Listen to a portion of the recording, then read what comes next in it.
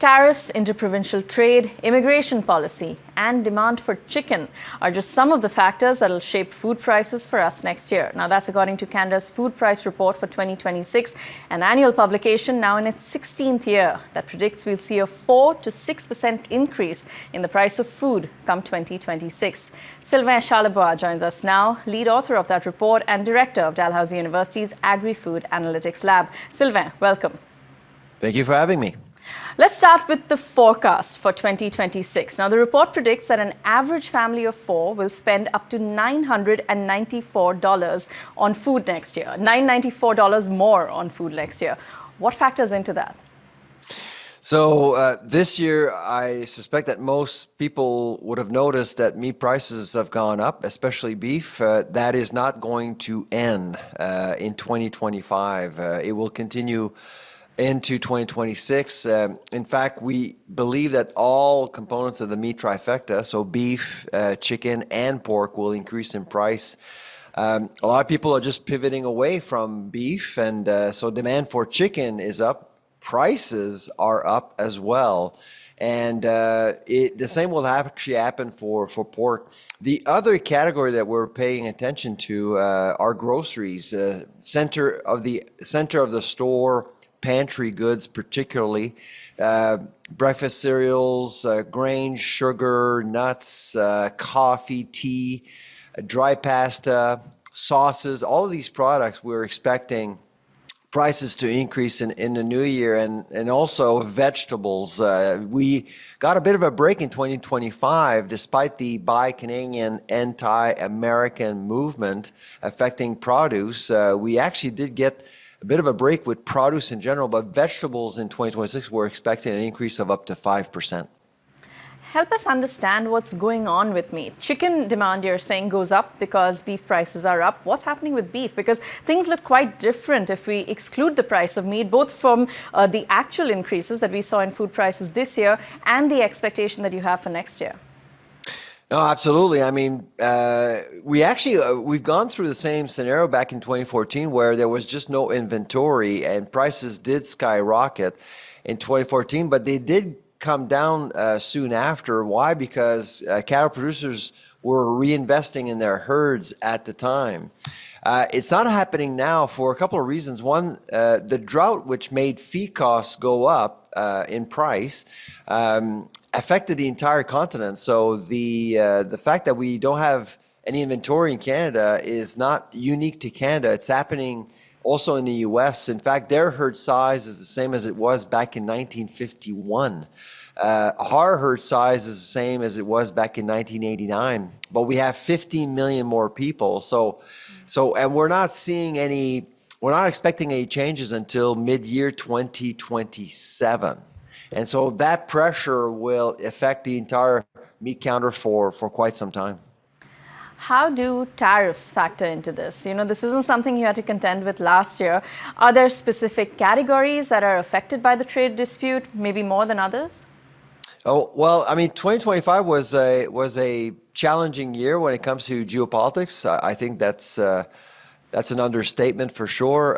We basically saw tariffs impacting food coming from Washington. We actually had counter tariffs affecting food coming into Canada, coming from Ottawa from March to September.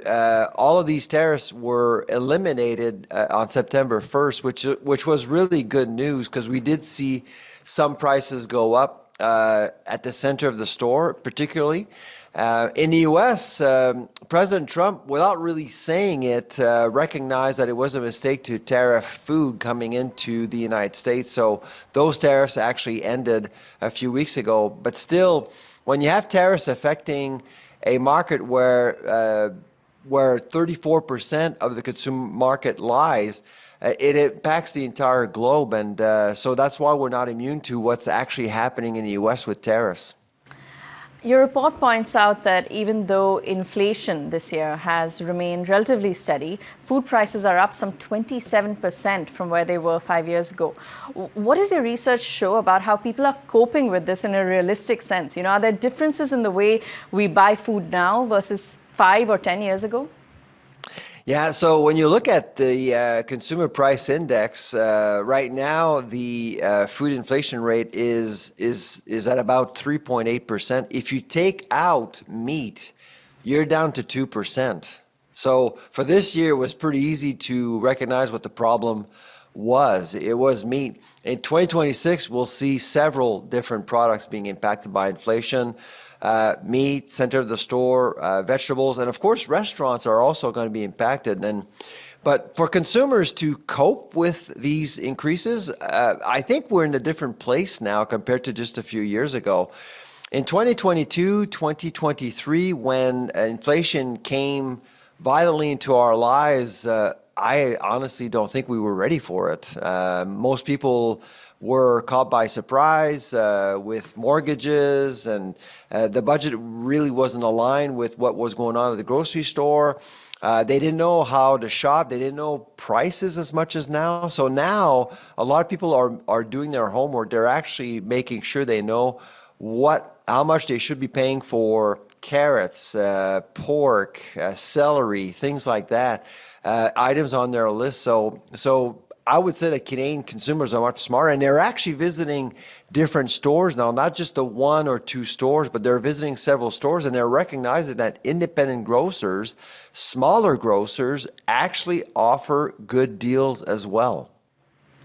You know, the factors that you're talking about, of course, we've mentioned many times, we've discussed it with you as well. It's a big part of why a quarter of Canadian households are considered food insecure. Nearly 2.2 million people visited food banks in Canada on a monthly basis this year. Do you have a sort of longer term outlook for food affordability in Canada? We're seeing inequality rising everywhere. Is that the same story here? Are things likely to get worse? I think we're in the worst of it right now, I would say, because, of course, inflation came so quickly, wages weren't adapting. And so when you look at food security or food insecurity, of course, you have to look at two dimensions: prices, food prices, and our capacity to pay for food. And I think that's really the problem right now, is that people aren't necessarily making enough to make ends meet. But we're slowly seeing wages going up right now. 2025 was a good year for wages, but we're not there yet. So my guess is that the food insecurity rate in Canada will cease to increase in 2026 despite higher food prices. Okay, that's interesting. And another thing that caught my eye from the report was, I think you alluded to it, the volume of food that's being sold in Canada has reduced. But it's not just that we're buying less. Your report points out that food manufacturing as an industry is under threat. We saw large corporations downsizing or restructuring this year. What's going on there? That's a very, very important question, especially for Ontario and Quebec, where there's a lot of food processing happening, and that's why we're expecting the center of the store to become more expensive. A lot of food manufacturers are under tremendous pressure. We are expecting many products to be discontinued in the new year. So instead of having 14 flavors for salad dressing, for example, they'll probably cut it down a little bit, so fewer choices for you and I. And that will likely push prices higher because there's basically going to be less competition overall. So absolutely, I think food manufacturing is in for a difficult 12 months as a result of what's going on with the consumer and the industry overall. We'll also have the Grocery Code of Conduct coming in full effect in January. Do you expect that to be enforced effectively? Will it make a difference? I certainly hope. We did get some good news this week. Loblaws has signed on officially. It is the only grocer, but I think that Loblaws is probably the most important grocer to make things work. Grocers, let's face it, grocers have too much power. And a lot of people think that grocers are profiteering and abusing consumers. It's actually the other way around. Grocers tend to abuse manufacturers with extra fees because in the food industry, you have to pay your customer. So Pepsi, Lassonde, Maple Leaf, McCain, they all pay grocers to do business with them. And once in a while, they come in with unilaterally with fee increases, and manufacturers can't say anything. The code will allow for more discipline to occur within the supply chain. parties will be able to talk to each other and negotiate, and that will actually stabilize prices over time only if all grocers become members of the code. And we're expecting all of them to sign on, but we'll hopefully get all that confirmed in the new year. All right, Professor, we'll leave it there for now, but thank you for joining us today. My pleasure. That is the food professor, Sylvain Charlebois of Dalhousie University.